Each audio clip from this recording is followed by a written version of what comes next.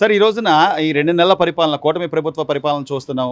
చంద్రబాబు నాయుడు గారు అసలు ఎక్కడ కూడా ఖాళీగా ఉన్నట్లు ఆయన చిన్న కుర్రోళ్ళలాగా పెన్షన్లు పంచే విధానం దగ్గర నుంచి కూడా ప్రతిదీ సమీక్షలు చేస్తున్నారు. అమరావతి అంటున్నాడు, పోలవరం అంటున్నాడు. ఆయన పరుగులు ఇలా ఉంటే జగన్మోహన్ రెడ్డి గారు మాత్రం అసలు ఆర్థిక విధ్వంసం జరుగుతుంది. ఎప్పుడు బయటకు రాని వ్యక్తి ఈ రోజున ప్రెస్ మీట్లు పెట్టి గంటన్నర సేపు మాట్లాడుతున్నారు. ఎలా చూడాలి, ఏంటి తేడా వ్యత్యాసం?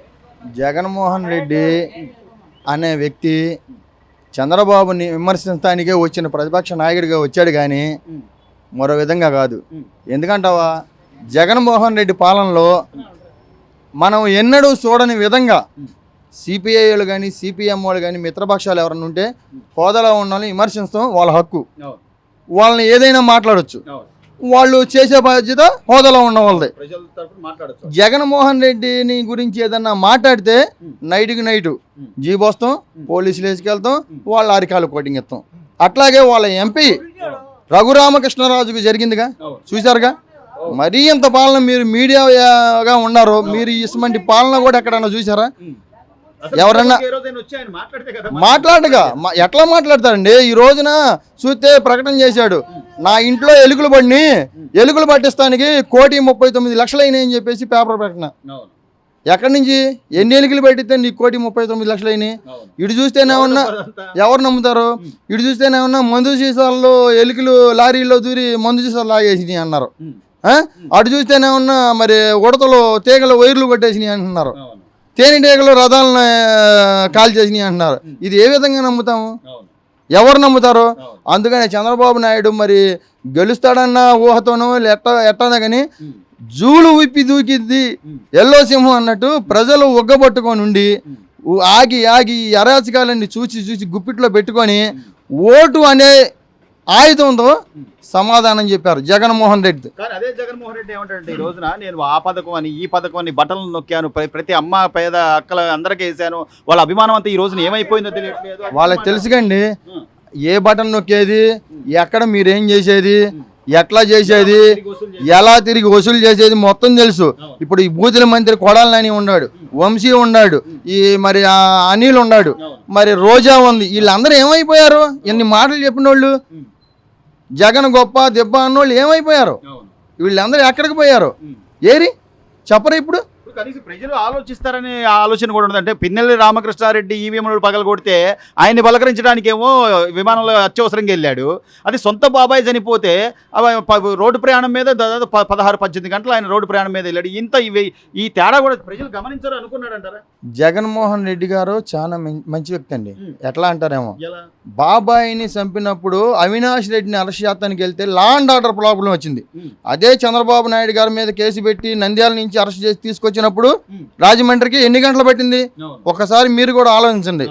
అసమంటి ప్రతిపక్షాల హోదాలో ఉన్న చంద్రబాబు నాయుడు ఇన్ని 9-10-12 సంవత్సరాలు ముఖ్యమంత్రి చేసిన వ్యక్తికి లా అండ్ ఆర్డర్ అడ్డురాంది అవినాష్ రెడ్డికి వచ్చింది. అరెస్ట్ చేస్తానికి వెళ్తే వాళ్ళ నాన్నకు బాగోలేదని, వాళ్ళ చిన్నమ్మకు బాగోలేదని, వాళ్ళ తాతకు ఇది ఒక న్యాయమా?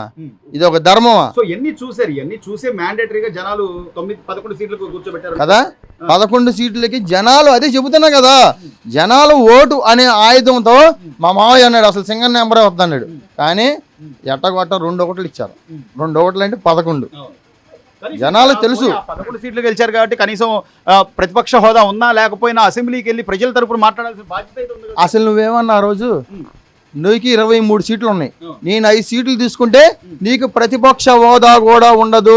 చంద్రబాబు నాయుడు ఏంటి చూస్తున్నా, నీకు ప్రతిపక్ష హోదా కూడా ఉండదు అని అన్న వ్యక్తి ఈ రోజున 11 సీట్లకి వచ్చి నాకు ప్రతిపక్ష హోదా కావాలంటే నీకో న్యాయం ఆయనకో న్యాయమా? చూడండి, ఎక్కడైనా సరే ప్రతిపక్ష హోదాలో 11 సీట్లు నీకు ఉండాలిగా. మీరు అన్నట్లుగానే ఏంటి అన్నారండి, మీరు 36 మంది మీద కేసులు పెట్టారు, ఏదో చంపారు. మరి గవర్నర్కి నువ్వు లేఖలు ఏమి రాసా? 32 అని రాసావు. అంటే మీ లేఖలు ఎన్ని రాస్తారు? గవర్నర్కి వచ్చింది ఒకటి, మీడియాలో అనిత గారు అడిగారుగా, చెప్పమంటున్నారుగా. మీరు 36 అన్నారు, సరిగ్గా లెక్క చెప్పండి, లెక్క చెబితే మేము దాని గురించి యాక్షన్ తీసుకుంటాం అన్నాడు. లా అండ్ ఆర్డర్ అనిత గారు వచ్చినాక బాగా చేస్తున్నారండి.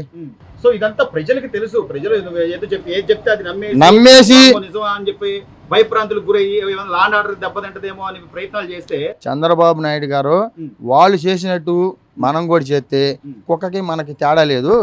ఏంది అసలు వాళ్ళు ఏదో చేశారు చేయనండి, అయిపోయింది. దాన్ని చట్టపరంగా మనం శిక్షిద్దాం అంతే తప్పితే వాళ్ళు ఏదో మనల్ని కొట్టాడు, నన్ను వ్యక్తిగత కక్షలు వద్దు, ప్రతీకారాలు వద్దు, దాన్ని ఎట్లా చేయాలో అట్లా చేద్దాము.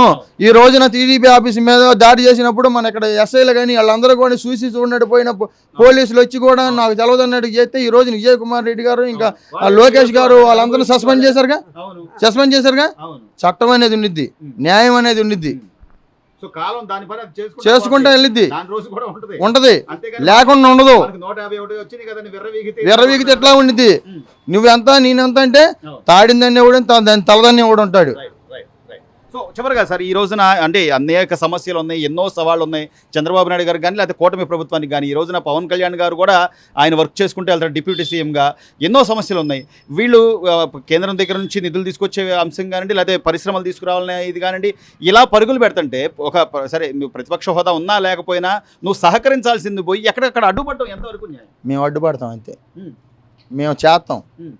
మేము అప్పులు చేసాం కాబట్టి ఆ లెక్కలు చెప్పాలి కాబట్టి అసెంబ్లీకి రావట్లే మేము, లేదా మేము అసెంబ్లీకి వచ్చి సమాధానం చెప్పాలి. ఎందుకు చెప్పలే? మరి ఆ రోజు చంద్రబాబు నాయుడు కొత్తగా ప్రభుత్వం ఏర్పడినప్పుడు, మన ఆంధ్ర రాష్ట్రం ఏర్పడినప్పుడు మరి ఆయన గారికి ఎన్ని సీట్లు వచ్చినాయి? మరి ఆ రోజున ప్రతిపక్షం మిత్రపక్షం ఉండిద్ది, అసెంబ్లీలో ప్రజల సమస్యలు తెలుసుకుంటారు, నువ్వు మాట్లాడాలిగా. నువ్వు ఆ రోజున 23 సీట్లు ఉంటే ఆయన ఎన్ని బడితే ఆయన మాట్లాడినావు. ఆఖరిగా వాళ్ళ భార్యను కూడా ఏళ్ళు చూపించిన వ్యక్తులు నిన్ను ఆ రోజున ఏమన్నా అన్నాడా? మాట్లాడాడు. నువ్వు మాట్లాడినప్పుడు ఈ రోజు వీళ్ళందరూ నోట్లు అల్లల్ల అనుకుంటా స్పీకర్ దగ్గరికి వెళ్తాం, కాగితాలు ఇసిరేస్తాం, ఆయన నది చేసి కోడెల శివప్రసాద్ని ఆగం చేశారు. వీళ్ళు ఎక్కారు ప్రభుత్వం, పర్నేశ్వర్ దొంగ అని ఆయన మీద ముద్ర వేశారు. దొంగ అన్నారు. ఈ రోజున పర్నేశ్వర్ తీసుకొచ్చి ఇంట్లో పెట్టారు. ఆ పర్నేశ్వర్ ఇంతవరకు చేస్తే గొడవలు నేనేమంటున్నా ఆ ఎంట్రుకు పర్నేశ్వర్ అంటున్నాడు. ఆ ఎంట్రుకు పర్నేశ్వర్ ఈ మనపోయారా? అదే కానీ చంద్రబాబు నాయుడు మరి ఎట్లా ఆలోచిస్తున్నారేమో కానీ ఆ కోడెల శివప్రసాద్ నేర్పించినట్టు మరి ఇన్ని ఎందుకు నేర్పించడం నాకు అర్థం కావట్లేదు.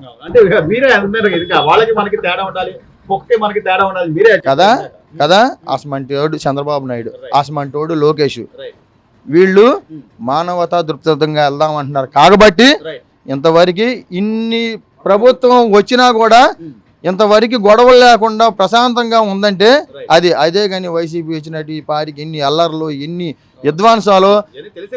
ఒక్క రకంగా చెప్పాలంటే మాచర్ల దగ్గర జై తెలుగుదేశం అన్నందుకు, జై జగన్ అని అంటే జై చంద్రబాబు నాయుడు అన్నందుకు పేక్ కోసింది ఆయన్ని, రాజీ చంద్రయ్యని. మరి అటు కర్నూలులో అలాగే చేశారు. ఇలాంటి ఇంకెన్నో కోపలు జరిగాయండి. ఈ చెప్పరుగా ఇప్పుడు అఖిలేష్ యాదవ్ వెళ్ళాడు, అతను తెలియదు కదా. ఇప్పుడు మన ఇంట్లో గుట్టు మనకు తెలుసు. నేను బయటికి వెళ్ళి వేరే వాళ్ళు వస్తే నేను ఇట్ట సంగతి అని చెబుతా, అతను నమ్ముతాడుగా. అతను వెళ్తున్నాడు, పక్కన వాళ్ళు అడుగుతారు అసలు ఎంతమంది వ్యక్తి అని. ఆడు అంత దుర్మార్గులు లేదంటే అఖిలేష్ యాదవ్ తలకే గొక్కుని వెళ్తున్నాడు కారులో. మొత్తం మీద అంత పిచ్చోళ్ళు అయితే కాదు, ఆంధ్ర ప్రజలు అంత అమాయకులు అయితే కాదు. అందుకనే కదా 11 సీట్లు కప్పు చెప్పింది.